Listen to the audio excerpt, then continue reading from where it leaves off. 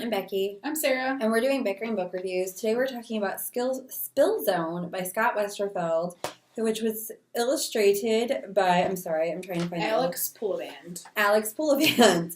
And this book is about Addison, who lives in a small town where she lives on the outskirts of the small town because something happened inside the small town where there was some kind of spill of something that triggered these nanobot technology, and basically the whole town just went nuclear. You can't go in there anymore. And Addison lives on the outskirts of the town because her parents were died in this spill with her sister, Lexa.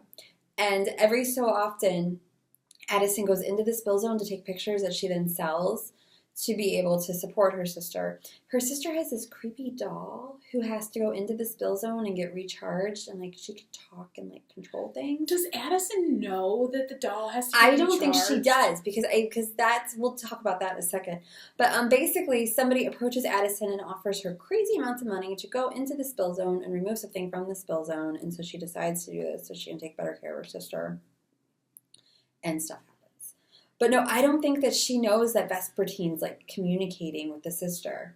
I don't think so either, but I think she knows that it has to be recharged though, because I thought she said something about it.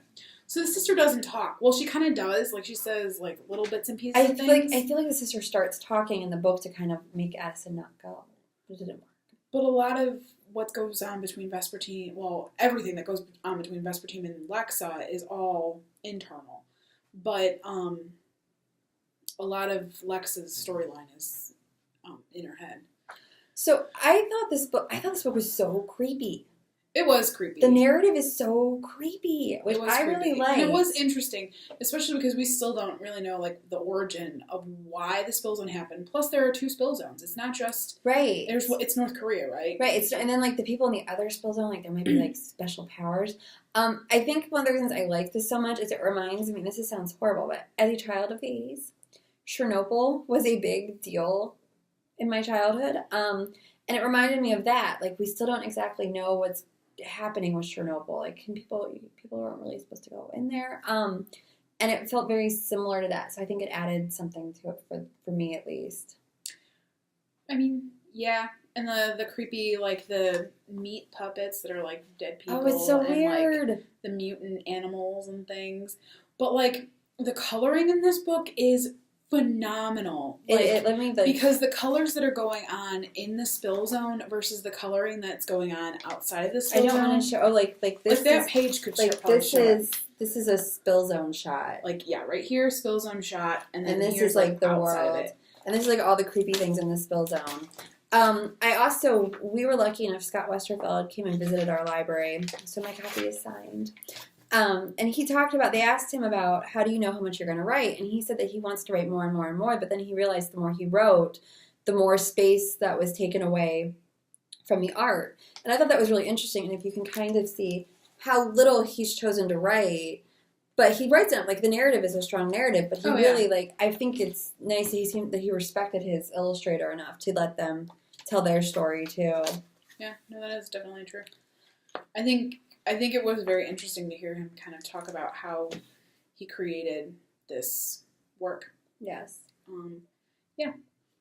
I'm not as big of a fan of the illustrations. I think that's just a personal preference, though. Because I thought a lot of the illustrations were really cool. Like I said, I thought the narrative was good. I thought the color was phenomenal.